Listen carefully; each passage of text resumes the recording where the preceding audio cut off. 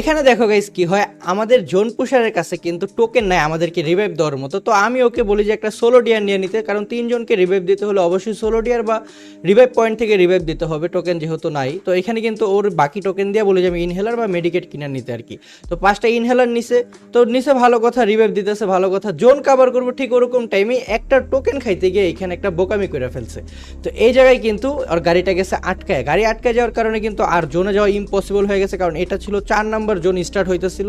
তো এরকম টাইমে আমি বলি যে ভাই যেমনি হোক রিভাইভ পয়েন্টে যায় বৈশা পড়ো, যদি রিভাইভ পাই তাহলে তো কপাল, আর যদি রিভাইভ না পাই তাহলে তো আর কিছু করার নাই।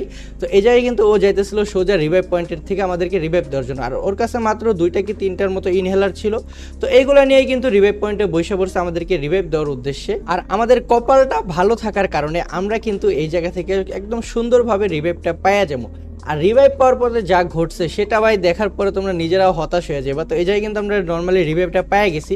তো রিভাইভ পাওয়ার সাথে সাথে আমরা জিআইটি নিয়ে আর কি নাইমা যাই। তো জিআইটি নিয়ে তো আর এনিমির সাথে ফাইট করা পসিবল না, কারণ এই টাইমটাতে সবার কাছে বেস্ট হেলমেট বা লুট একদম পারফেক্টলি থাকবে। তো আমি আমার পকেট বেন্ডিয়া থেকে কিন্তু যা আমার কাছে 2টা টোকেন ছিল